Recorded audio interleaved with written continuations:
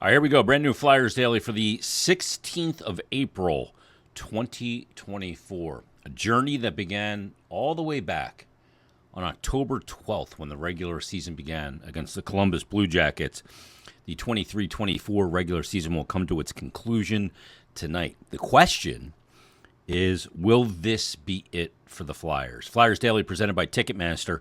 Make more memories live. Flyers Capitals tonight as the Flyers look to grab 2 points in the standings and hope for the best. Do it, control what you can control, the 2 points, that's all you can do now, and hope for the best. It could not have gone worse last night for the Flyers. When you looked at how the games played out, Montreal up on Detroit in that game by a score of 4-2 at one point, and Detroit comes back and ends up winning the game in overtime. That is it doesn't matter if it's regulation or overtime. It's 2 points that Detroit grabs, and they get the job done. Detroit needs to lose against Montreal in the final game of the season. They got the tying goal at 18:43 of the third period, and then Lucas Raymond got the overtime winner for Detroit, who wins the game 5-4. The Penguins were in action last night. Flyers need the Penguins to lose one of their final two. They did not lose last night. Penguins end up beating the Predators in Pittsburgh by a score of 4-2. The Flyers and the Capitals, really a non-event game, even though the Caps win 2-0. The Flyers could be ahead of the Caps if they win the game tonight.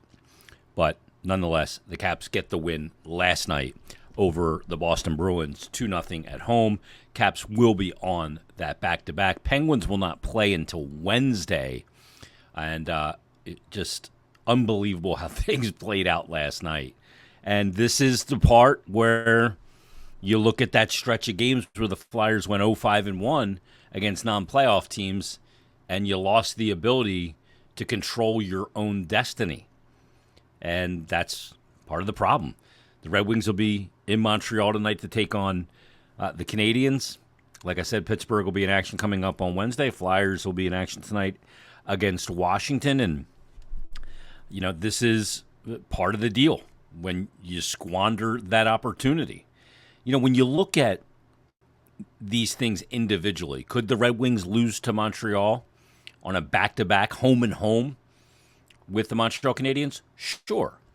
Could the Penguins lose coming up on Wednesday? Sure. Could the Flyers win the game tonight against Washington? Sure. But when you need multiple things to go in your favor, it's a lot of boxes to check. The Penguins will be in New York to take on the Islanders coming up on Wednesday. Well, the Islanders secured their playoff spot. Do they rest some guys? Are they willing to spill it in that game and prevent the Penguins from getting into the playoffs? You just don't know. And that's why we'll look back at this season on that stretch of games if the Flyers' final game of the year is tonight. And we'll look back at that stretch after the gauntlet where the Flyers played against, after the Ranger game in the gauntlet on March 26th. It was at Montreal. It was against Chicago at home, a 5-1 loss. It was the overtime loss against the New York Islanders on the April Fool's Day. It was the loss in Buffalo, 4-2, I believe the final was. Then the 6-2 loss against the Columbus Blue Jackets. Then the 9-3 loss against Montreal. That's where the playoff position may end up having been squandered for this team. Nonetheless, we're in this position where Game 82 tonight still, at the moment, has meaning. It does have meaning.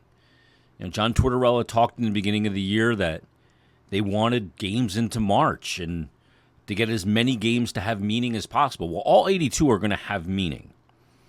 And they're going to have standings ramifications.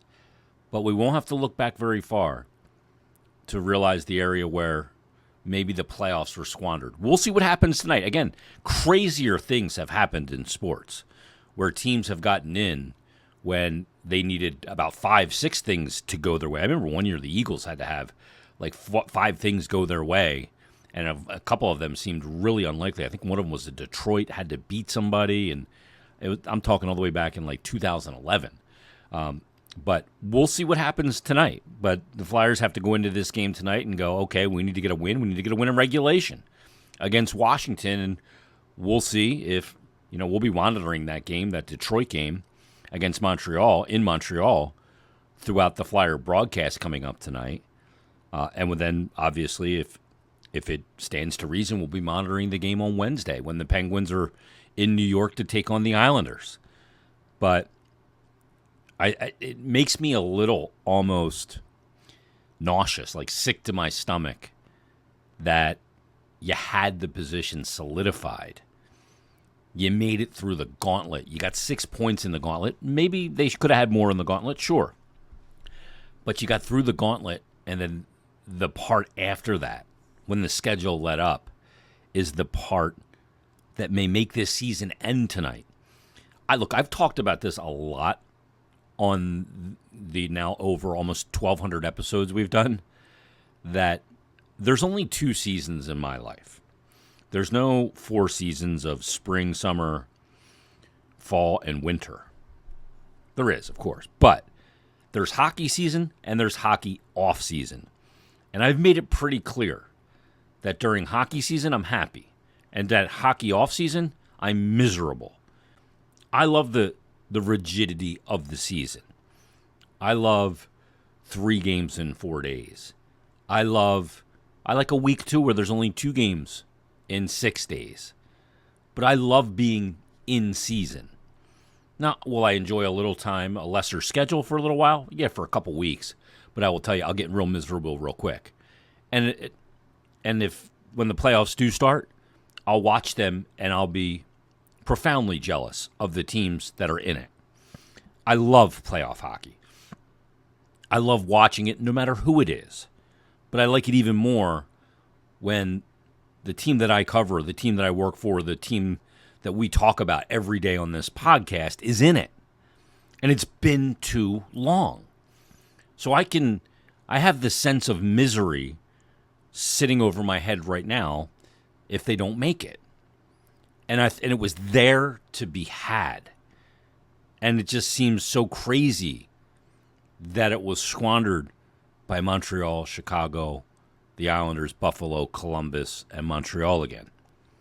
After all of the great wins this season, the moments that mattered, all of that, from that 5-1 win against Dallas, that dominant game that was a 5th straight win for the Flyers, to the win in the back-to-back, the shutout over Winnipeg, to the 5-1 win over the Los Angeles Kings on the road after the Flyers lost to San Jose.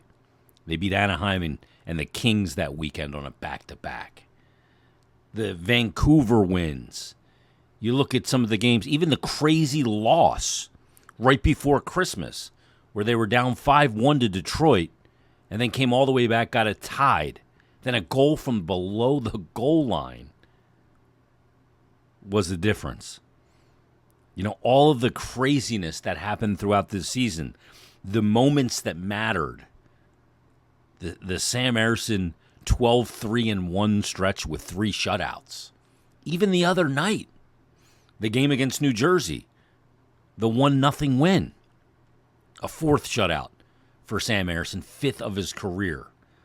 You have all these moments that matter. They're not all positive. When you look at the moments that's going to matter, you cannot leave out the 0-5-1 stretch after the gauntlet. You can't leave that out. There was a lot of times when we said, yeah, the Flyers had a missed opportunity, but they dodged a bullet because the other teams in the division didn't win. Well, it's a missed opportunity is still missing on 2 points. And that can only happen so many times, and that'll come back to bite you. Yeah, there's seasons, an 82-game season is going to be filled with ups and downs. There's no question about that. You know, you look at some of the things they did really well this year. Shorthanded goals leading the NHL. Travis Konechny on the PK, TK on the PK once again. Then you look at the struggles of the power play and you go, well, if they just had a mediocre power play, we're not in this spot. You have all the second guesses that you can look at. You can look at moments or trends of the team. You can say, well, the shorthanded goals in the PK got them to knock on this door, but the power play kept them from opening the door. Or you can look at the beginning of the year and say, the goaltending got them into position, but then after the departure of Carter Hart, the goaltending did them in. And again, you can't look at, it's not going to be as simple as pointing to one thing as to why they got where they got and why they didn't get where they wanted to go, if that makes sense. It's going to be the combination of a lot of things. It's going to be the combination of Travis Konechny having another great year to carry them to this point where Game 82 matters. But it will be, you know, the goaltending faltering at certain times and team defense faltering at certain times. And what's been an overall positive of the penalty kill this year, going through that stretch where it struggled, that prevent you from going through if that indeed does happen. It's dizzying. An 82 game is dizzying. An 82 game season is dizzying. It's supposed to be. It's supposed to have different peaks and valleys and variables, strengths and weaknesses, streaks, win streaks and losing streaks, and adversity and all that stuff. That's what it's supposed to do. That's what it's supposed to be, which is why all 82 games having meaning is purposeful and good. But it doesn't mean, because they all have meaning, that you end up where you want to end up. Now, I know a lot of people didn't think playoffs was an option this year. I didn't either. Matter of fact, I recall probably going into January, still kind of refusing to mention the word playoffs. Eventually, you couldn't deny it. You got to a point where you said, okay, you can't deny it. So we all reached a tipping point with that.